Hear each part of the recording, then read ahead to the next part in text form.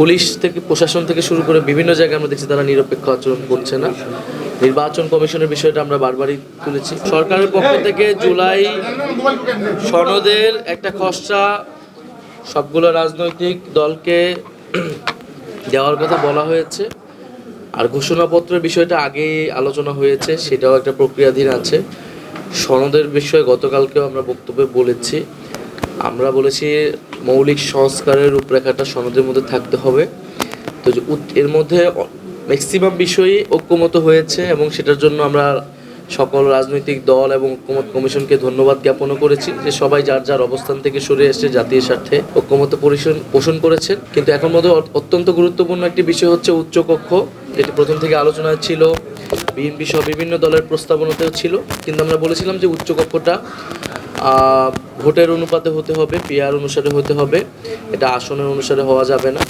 ফলে উচ্চকক্ষ আমাদের ক্ষমতার ভারসাম্য এবং জবাবদিহিতার জন্য অত্যন্ত গুরুত্বপূর্ণ। সে বিষয়ে এখনো ঐক্যমত আসেনি। মিক্সার গ্রাইন্ডার ঝামেলা কমায়, সময় বাঁচায়। তো সেই বিষয়ে ঐক্যমত না আসলে এই জুলাই সনদ স্বাক্ষরিত হবে কিনা সেটা নিয়ে আমাদের সন্দেহ আছে। আমাদের জায়গা থেকে আমরা বলেছি যে এই বিষয়ে ঐক্যমত আসার পরে আমরা জুলাই সনদের বিষয়টা বিবেচনা করব। তবে আমরা চাই যে 5ই আগস্টের মধ্যেই জুলাই সনদটা তৈরি হয়ে যাক এবং এটা সর্বদলীয় ঐক্যমতের মাধ্যমে এটা ঘোষিত হোক। দ্বিতীয়ত নেত্রকোনায় যেটা বলেছেন যে সেখানে প্রতিবাদ জানানো যে কারো অধিকার রয়েছে, আবার আমাদেরও অধিকার রয়েছে যে কোনো বিষয়ে যে কারো বিষয়ে যৌক্তিকভাবে কথা বলা।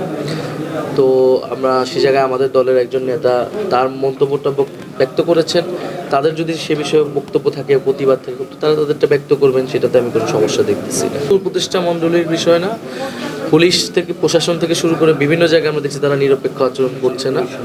নির্বাচন কমিশনের বিষয়টা আমরা বারবারই তুলেছি। ফলে জুলাই সনদ হয়ে যাওয়ার পরে তখন তো নির্বাচনী তোড়জোড় সম্পূর্ণরূপে শুরু হবে এবং নির্বাচনের আগে অবশ্যই নির্বাচনের যে লেভেল প্লেইং ফিল্ড সেটা নিশ্চিত করতে হবে, তার মাধ্যমে নির্বাচনের দিকে অগ্রসর হতে হবে।